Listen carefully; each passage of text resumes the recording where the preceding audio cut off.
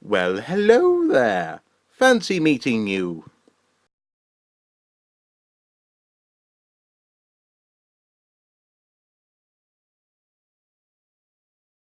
Good afternoon, Joe and Ellie, all the way from St Andrews via the wonders of the internet. It's a pleasure to have you talking to us this afternoon.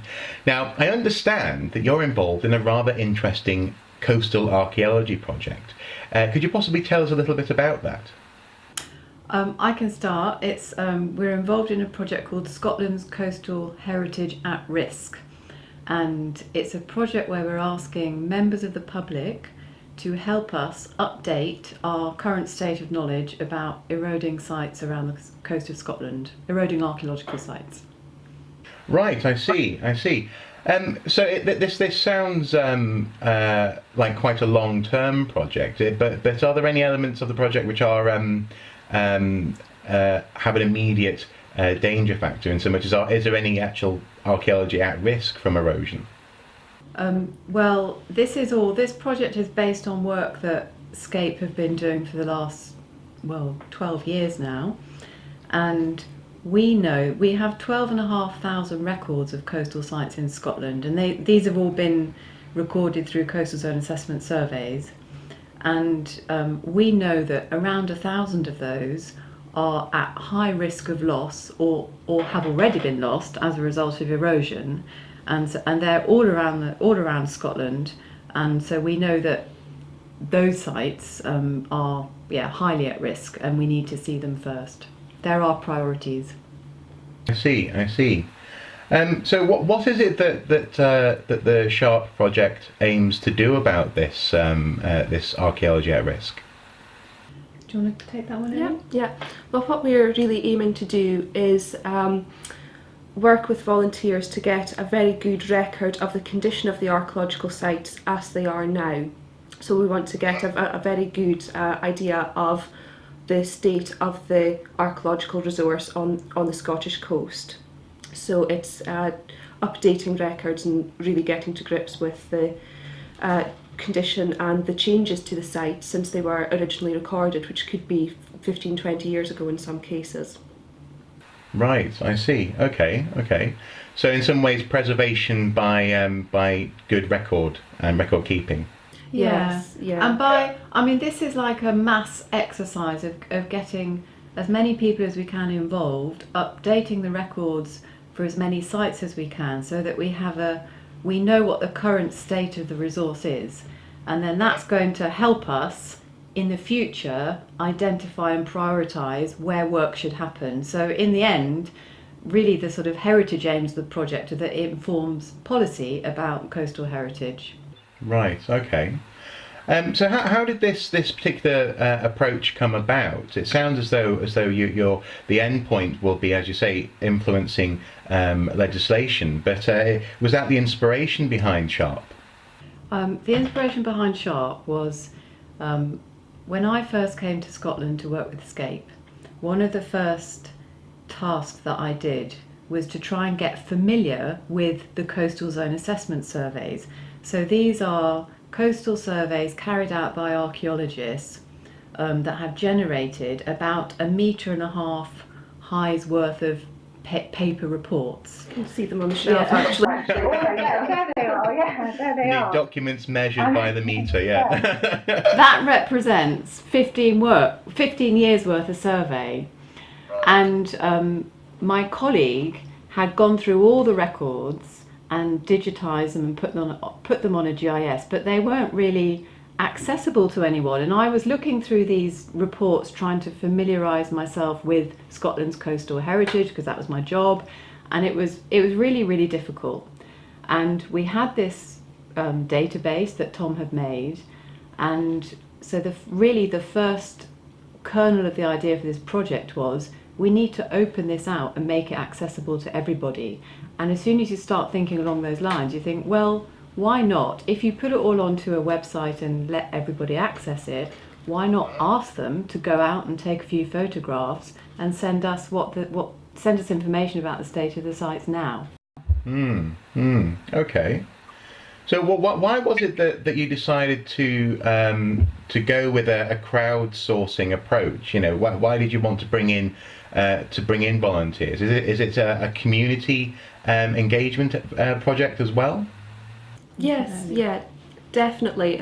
The core really of SCHARP's philosophy is involving local people, and what we're asking people to do, the surveys we're asking people to carry out, are very simple and very straightforward. You don't need any specialist knowledge or training. All you need really are a pair of eyeballs and a camera.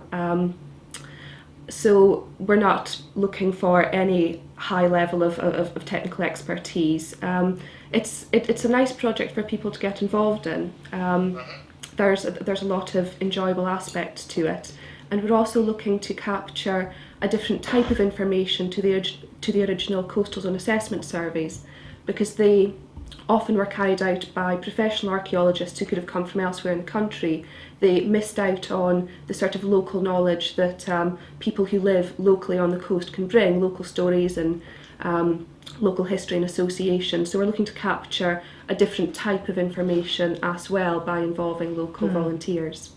And that's a really important point that Ellie just made there, because it's not only getting a state of the resource, it's enhancing our information about it massively. There's a huge resource of communal knowledge out there, local knowledge, that standard rapid archaeological surveys can't collect. So that's what we're aiming to tap into. Okay, well, and actually on that front, I mean, some of the most interesting finds of recent years and months have been really based on local people's knowledge. The funny thing is, in Leicester, everyone knew where Richard III was. That wasn't a mystery to local people.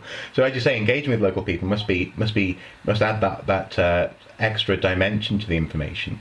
But crucially, I noticed that you've developed an app to get volunteers involved in the project. How can they get hold of this app and contribute if they want to? The app is available for Android and for Apple devices, so you can download it just by searching for Shore Update on either store. Yeah. There's links to it through the SCHARP website as well on our sidebar, so you can just click on the relevant icon to go. Excellent. From there, and this is it. Shall I give you a quick show of the app? Yeah, feel free. Yes, absolutely. It's called Shore Update, and that's the home screen. That's the menu. Oh, hold on. I'm going to have to move round. It's okay. This is a map of Scotland, and that's all of our sites. Okay, so all of this work all of the sites that Tom put on his GIS are now on our interactive map. And as you zoom in, we're there. As you zoom in,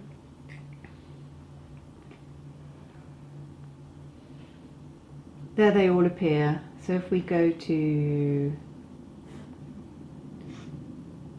St Andrews, oh yeah. Okay, so the blue dot is where we are. So you always know where you are, and then all of those yellow dots around it are the sites. So you simply click on one of the dots. It doesn't work. iPads don't work if they're up there. Have you noticed that? Okay. Yep, things never work when you want them to. No.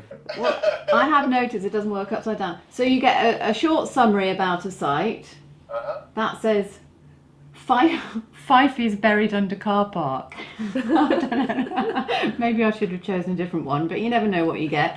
And then if you use the form, it's a simple recording form, okay? So you just go through, you can update the site description, you can take a photograph, okay?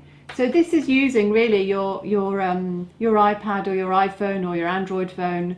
It's using it like an instrument. You're using the camera, you're using the GPS, and you're using its computing functions.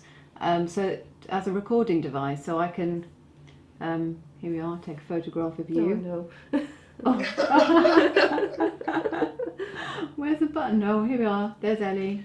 There we are. So I can use that. There you go. So Ellie, you're a Fifey under the car park. You were just talking about Richard.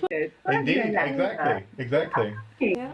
Okay, so there's the Fifey under the car park. For those of you who don't know, a fifey is a type of traditional fishing boat from the east of Scotland. It was developed in the mid-19th century and used well into the 20th century.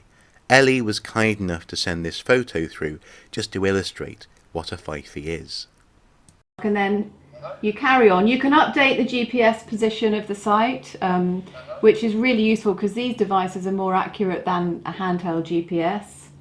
All the way through, just drop down lists about the condition, and at the end we want people's opinions about the site, what they would recommend doing about it, and any other comments they have about it, and then you just send that form in to us and it populates a database at this end. Right, that's wonderful. So is this how you're going to choose the focus of the project, these 12 sites that I gather you're going to be looking at? Is this going to be based on what people's opinion of the sites are and what they want to see happen next? Yes, yeah, definitely. Because we've already gone through a process of prioritisation of the 12,500 sites already recorded, about 1,000 of those are really high priority. They're both at risk and they're really important. So what we want to do, because we can't possibly do something at all 1,000 sites unfortunately, is we're asking local people to tell us what their priorities are, what they value in terms of their local coastal heritage and what they'd like to see done. So we are crowdsourcing ideas really. We're taking what local people value and prioritising that for our further work at these other 12 sites. Yeah. And in the future as well, I think all of this data will end up informing what we do about coastal heritage in Scotland. So local people's opinions and how local communities value their sites will be included in the criteria. Right, wonderful. Okay. So in that sense, people are not only contributing, but also they'll be able to get access to what they've contributed at some point as well. And or is it not quite that sort of level of interaction? I mean, it looks like people can actually view records already on the app there. So in that sense, it sounds like a very exciting two-way flow of information. Yeah, I think all the records that come into us, we look at them, so it's not all automated. Ellie and I look at everything that comes in, and we moderate it, and then we put the information. We update the database so that you can't, not through the app, but when you go through our website, you can see your contribution, all of your photographs and your comments and your updated condition survey. Wonderful. Okay. Can you tell us anything about what sort of research and fieldwork that's gone into this project so far? Okay, so far in terms of the updating records, we've travelled all over Scotland actually, working with local groups, delivering training in how to use the website and the app, and going out and doing visits and updating site records. So we've done all of Scotland from Solway up to Orkney, and Shetland is next year. Yeah, in May. So that's the sort of shore update part of it, and we've also started several shore dig projects. So several of these 12 sites have already been selected and had work done at them already. So we did an excavation at Loch Pabel in North Uist, where the peat shelf was being eroded at a tremendous rate actually, something like half a metre a day was being washed out by the tide there. So that again was the local community who found wooden artefacts eroding out of the peat shelf a there. wooden bowl. And a paddle as well. Yeah. So we had a team who spent 3 weeks in March, it was extremely cold, digging there earlier this year. And we've had a couple of other projects in the pipeline as well. Jill can tell you a bit more about one of them. We've got a few projects in the pipeline. There's a really exciting one just about to start in a place called Weems Caves, which has got the highest collection of Pictish carvings in a cave in the world. And we're about to start a digital recording project to laser scan them and photogrammetry them and RTI them and do everything with them, and then make a great interactive resource so that people all around the world can actually visit a virtual cave and look at virtual carvings rather than having to actually go there themselves. Wonderful, wonderful. This all sounds very exciting, and I'm very pleased to be able to encourage people to get involved. So, if they want to, coming back to the coastal heritage and the project, if they want to get involved in that, it's just a case of downloading an app and exploring. Yeah, and I mean, I must say, although I've shown you the app, we have on our website, we have a site that the Sites at Risk map is effectively what is on the app. So, and on the website, it's for some people, if they don't have a smartphone or an iPad or a Google Nexus or whatever, you do it on the website, and it's extremely easy. Okay, grand. Well, thank you so much for your time this afternoon, and I look forward to seeing what comes out of SCHARP. Oh, is that the website? If you want to move it over to the middle a little bit, and we'll be able to see it. Bit more to your left. There you go. Perfect. Thank you. That's great. If you get in touch with us through that and join in. Excellent, excellent. Hopefully people will. So thank you again for your time, and until next time, bye-bye. Bye. Bye.